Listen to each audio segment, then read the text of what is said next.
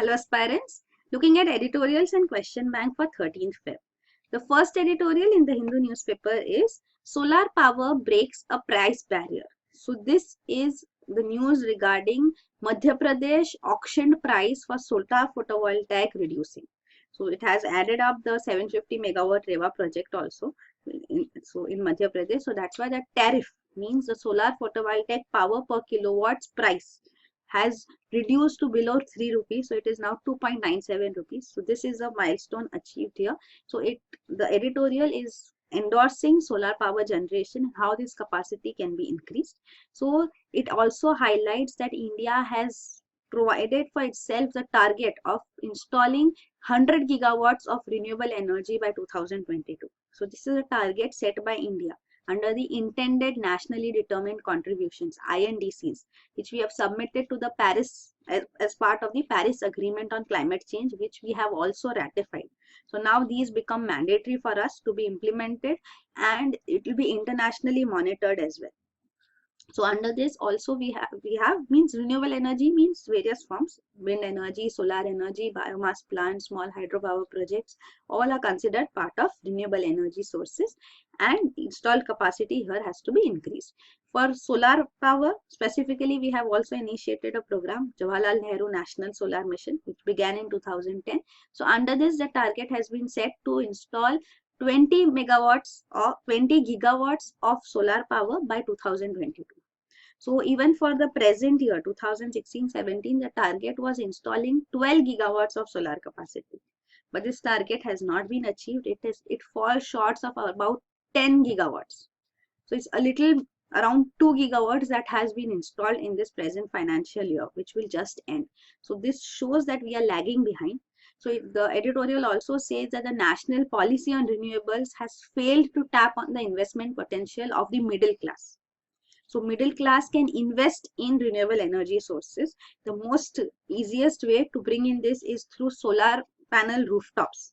So these rooftop panels for solar energy can be easily installed by individuals, means building norms have to be changed. So here even the residential and commercial houses should be, commercial buildings should have these solar panel rooftops. So here what reform needs to be brought in and is endorsed here is that it says that these state electricity utilities, means state electricity boards, should be given mandatory time frames to introduce two things. These are important, you should understand them. One is net metering system and the feed-in tariff. So net metering system means a meter being installed which will look into how much electricity is consumed and how much electricity is added into the grid. So that is the net metering system with a feed-in tariff. So feed-in tariff means a tariff rate which is decided for the renewable energy which is generated. So if there are solar panels installed by people and they are feeding in this energy into the electricity into the tariff, then they will get a tariff amount reduction on that too. So that is called the feed-in tariff. So this will be designed to encourage consumers that they invest in photovoltaic modules and taking this benefit of the electricity prices reduction. Means it may also happen that the solar power panels which have been installed, they generate electricity much more than the consumer needs to consume. So in those cases you are getting money. Instead of being charged the bill for electricity consumption, which is generally the case all over India, if you are producing more electricity through these renewable sources, simple renewable sources which can be installed, you would be getting money instead of being paying money. So that can also happen when your consumption is low. So this is highlighted that feed-in tariff, these net metering systems with feed-in tariffs have to be installed. So that it says the experience in Germany has been very encouraging. It has had a robust solar expansion. So Germany is one of the pioneers and a leader in solar power generation. So it has taken place over the years, illustrating the benefits of policy guarantees for rooftop installation. So when there are such policies in place, guarantees ensure that you will get tariff reduction too and such incentives of feed-in tariff too, then people do install solar rooftop panels and they can benefit out of it. So this feed-in tariff system is there in Germany. So eventually it says that solar power is emission free and can generate a huge amount of employment too if brought in. So direct indirect employment is possible through it too. So this untapped potential has to be tapped. So this is like the solar panel which can be placed on the rooftops. You can see. So presently the emphasis is on larger projects being installed rather than these individual middle class potential being tapped. So that is not highlighted. That's why this editorial talks of highlighting this aspect too. So you can see solar plant total with capacities are installed. So that has been taking place, though at not the scale expected. So these households and entrepreneurs have to be encouraged to install rooftop solar units. Then this is regarding the solar photovoltaic system, other issues which are also there. So there's a draft policy also which has been ready. So it says that the photovoltaic systems have to be of good quality and reliability. So these are also concerns that generally the degradation rates are quite high. So these standards have to be ensured of these components in solar photovoltaic and even wind energy systems so that they can last longer and prove fruitful. Then the next editorial in the Hindu newspaper is One China, check for Donald Trump. So this is One China policy which we have discussed earlier regarding the telephonic conversation which US President-elect Donald Trump had with Taiwanese president before he even entered the White House. So that was the case that he had this conversation which broke 37 years of American practice of adhering to One China policy because Taiwan is considered to be part of China. So that is One China policy, that all these regions which it asserts itself on are part of China, which other countries with whom China has diplomatic relations have to adhere to. So this was broken. So that is why China raised its voice. But as a response to this, in an interview, Donald Trump endorsed further that One China policy would be reviewed by USA. So this further infuriated China and the relation spoiled. So later it has been said that China put this in perspective, that One China policy has first to be adhered to, only then other issues which are there, trade related issues, like even China, the trade is distorted in favor of China. So what actions China has to take to balance this, that plus also the Chinese currency, which is not market determined, government controls it, whereas dollar is market determined. So this are the other aspects which need to be looked into. Like these are trade and currency policies. So Beijing made it clear that these aspects could be looked into only if US endorses One China policy. So this was clearly put down as a red line, that this has to be adhered to. You can't cross this line and speak against One China policy. So Taiwan also, you should know here, it's a region, it's an island region here. It has an independent government. It is independent as such in its internal administration, but then it depends economically on China. So it's a major power here. So it cannot assert itself independence now. And the case was that when China was under the government here in power, it had to be driven out. It was driven out of China mainland and it established itself in Taiwan. So that was the former government before the Communist Party formed government in China. The government which was in power earlier had gone down to Taiwan and settled and formed a government in exile here. But eventually it was Chinese Communist Party of China which took over and is asserting its power. That is why the country China is one of the members of UN Security Council P5, permanent 5 members. So that permanent 5, one of those was actually the government here, which is presently now in Taiwan. It's of course the successor government or government then.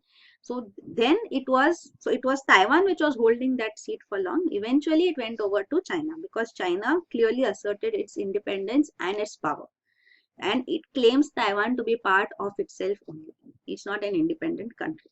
It is not a member of United Nations. It is known as Chinese Taipei. If you look at even sports events like Olympics, it participates as Chinese Taipei. So that's how China has ensured that this remains part of China as such too. So this is One China policy which presently is being asked to be asserted, and Donald Trump has now agreed that One China policy is adhered to by USA, and that is why a telephonic conversation took place now between US President after he has entered into the White House with Chinese President Xi Jinping. So this delay is because of this delay in ensuring that one China policy will be upheld by USA. So finally, Donald Trump has come on the right track and has agreed to this. So this helps in the relations between the two nations to be normalized, and now they will work further on issues as such of trade and currency policy, and also global issues which have to be looked into by these powers. So this is the present status. They say that, the editorial says that there are areas where both can cooperate, like dealing with global conflicts. There are areas where they compete, such as trade and investment, and there are areas where they disagree, like the South China Sea dispute. So this is South China Sea, where again China asserts its claim over the entire South China Sea. It is building artificial islands here to claim its hold over this territory, because under the UN clause you get 200 nautical miles from the territory which you own. So if artificial islands are created and that belong to China, then the region can also be, the South China Sea can also, which is rich in resources, plus also oil is present here in huge amount, plus also it is an important trading route. Controlling South China Sea is very important, which China is trying to acquire itself and asserting itself here while antagonizing the other countries here. So these also have their grievances because of China expanding itself in South China Sea, and USA is assisting these nations, and on behalf of them again claiming to install its power and its provisions here. So that is again antagonizing China. So that is also there, one aspect on which the two nations disagree. But on one China policy, it has been clarified. So that is the development so far. Then we look at the question bank. So there is one question which has been framed for today. So the lead article today is on politics, the elections, assembly elections which are due. So that is not at all important. Then another article on Spain, that is from France. So France politics, again not important for us. The one article which is of relevance has been picked up and a question framed on it. So this is, should India set up a sex offenders registry as suggested recently? Critically evaluate this proposal. So this is the proposal of Minister for Women and Child Development, Maneka Gandhi. She said that India should set up a national sex offender registry. So this has been a recommendation put forth after recently a sex offender has confessed that he has raped hundreds of girls over 10 years in New Delhi. So such a confession has shaken the authorities here, and that is why such step has been endorsed, that if there is a sex offender registry. So what does it mean is that all sex offenders would be registered. So they would be named in, this is already there. That's what it says, that this has been operational in many countries like US, UK, many English speaking countries have them, Australia, Canada. So what happens is that all these sex offenders who are convicted of sexual offenses have to be periodically checked in by the law enforcement agencies. So they have to inform the police about where they are residing, which is their place of employment, and give their physical descriptions also. So all this information remains with the authorities. So regular checks are kept on them. Also, sometimes the places where they can reside is restricted. The occupations which they can take up are restricted. So that though this is for previously convicted sex offenders. So this helps in tracking, monitoring these former sex offenders and ensuring they did not repeat the offense. In some countries, they are allowed, the list is allowed to be made public too. So people also have access to this records online. So they can also see the name, search the names, see the photo and the details of these people. Then there are some localities which do not allow sex offenders to reside in them. So this segregation also takes place. So this is what is there in place worldwide. So what Ms. Gandhi is suggesting is that India should have a similar system in place where even this sex offenders registry should be made public. They should have access to such records. So people can also know that who are these sex offenders and they can beware of them. But then it may be a huge list too, and how can people make sure that all these sex offenders would be, kept away from?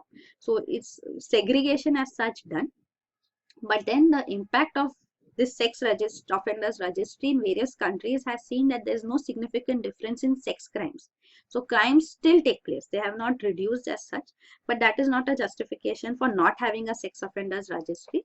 But what is highlighted is again that they will indulge in that offense again too, because they may be escaping from everybody's sight. Everybody would not be quite alert on this registry, and then they may find here victims as such. So that may be possible. So this reoffending also has taken place in many cases. So this is highlighted, but still not a sufficient justification for not having a sex offense registry which is public. But what is another point highlighted is the also stigmatization of these sex offenders is also not a justification enough to not have a sex offender registry. But what is that Maneka Gandhi is also saying that juveniles should also be part of this. So juveniles who are sex offenders should also be part of this sex offenders registry which is made public. So this is a point on which you can raise objection.